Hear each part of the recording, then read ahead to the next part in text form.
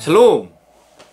여러분, 레위기 15장에 보면 유출병에 관한 이야기가 나옵니다. 몸에 유출병이 있으면 유출병은 여자가 이제 이렇게 습관적으로 하혈을 한다든지, 아니면 남자가 이렇게 이제 성기에서 유출이 있다든지 이런 것들을 말하는 거예요. 그러니까 병적으로 여호와께서 모세와 아론에게 말씀하여 이르시되 이스라엘 자손에게 말하여 이르라. 누구든지 그의 몸에 유출병이 있으면 그 유출병으로 말미암아 부정한 자라.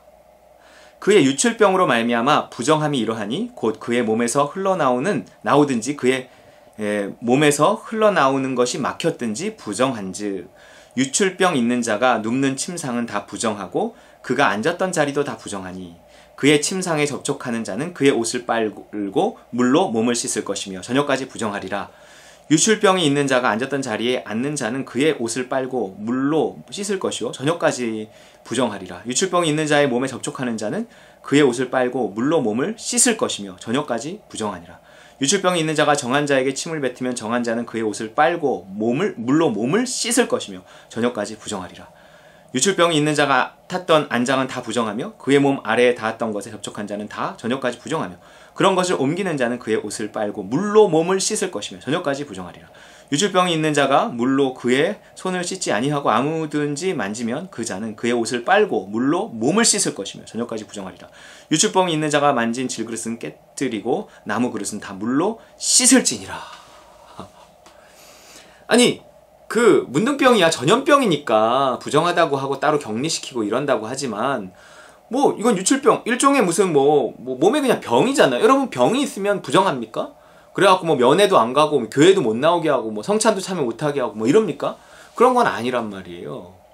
근데 그냥 아픈 것도 억울한데 문둥병이야 그렇다 치지만 아픈 것도 억울한데 왜 이거를 부정하다고 해서 부정하다는 거 이렇게 부정해 이렇게 조심해야 되는 거란 말이에요. 왜 그러는 걸까요? 왜? 물론 어떤 위생상의 또 다른 이유가 있을 수도 있지만 하나님은 또한 이것을 통해서 우리에게 주시고자 하는 메시지가 있습니다. 계속 반복되는 얘기가 뭔지 아세요?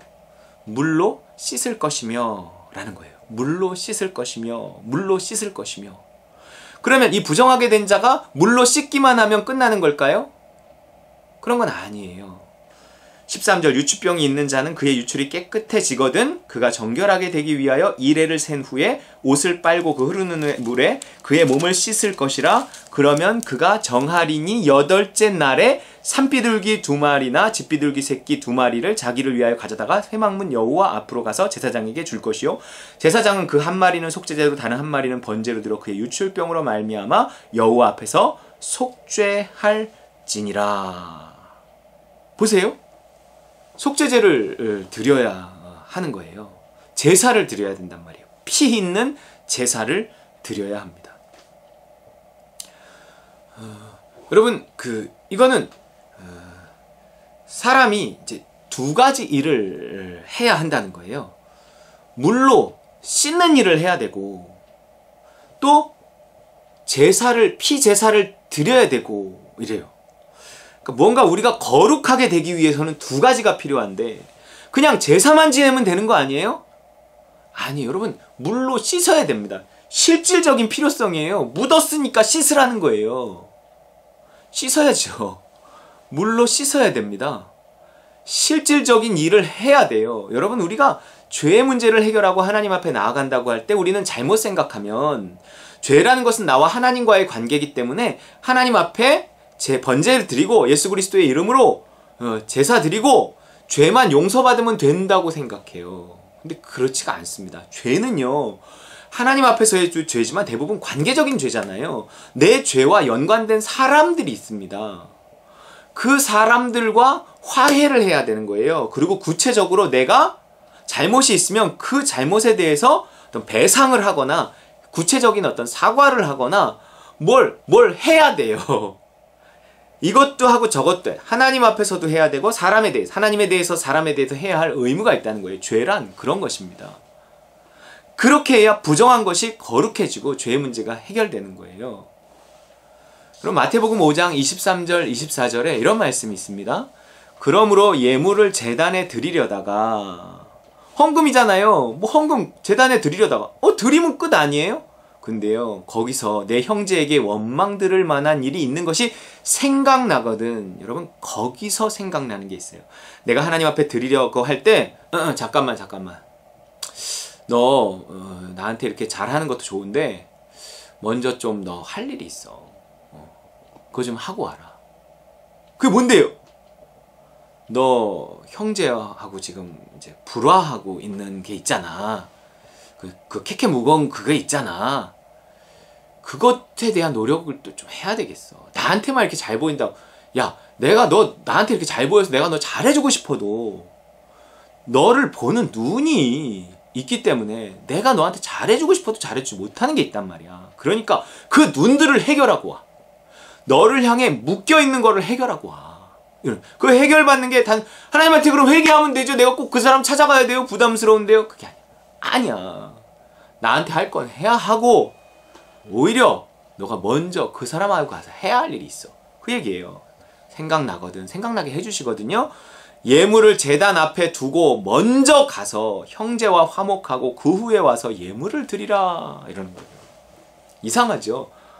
하나님이 냉큼 헌금은 받을 것 같은데 아니에요. 야, 헌금 드리는 거 좋은데 헌금에 효과가 있어야 될 거 아니야. 너 헌금을 드리면서 소원하는 게 있잖아. 그 소원 이루어주려면 나 이루어주고 싶어. 너 나한테 이렇게 잘 보이고 잘하고 이렇게 헌금하고 헌신하는데 나 너한테 잘해주고 싶어. 근데 너 먼저 할 일이 있어. 내가 너를 풀어주려면 너 때문에 너를 향해서 이렇게 묶고 있는 사람들 그 사람들한테 가서 좀 풀고 와. 이러는 거예요. 내가 제사를 드려 정하게 될 수 있지만 그 전에 씻으라는 거예요. 먼저 씻고 제사 드리라는 거. 씻고요. 계속 씻으래요. 계속 씻으래요. 씻고 물로 몸을 씻을 것이며 물로 몸을 씻을 것이며 몇 번을 말하는지 몰라요. 몇 번을. 씻는 게 중요합니다. 구체적으로 씻는 게 중요해요. 구체적으로 내 죄의 문제를 해결하는 게 중요합니다. 밀양에서 나오잖아요. 자기 아들을 하나밖에 없는 아들 밀양에 내려가서 부자인 척하고 사는데 전도연이 웅변학원인가요? 원장이 돈 많은 집인 줄 알고 그 아들을 데려다가 납치해서 죽였단 말이에요. 그리고 감옥에 갇혔어?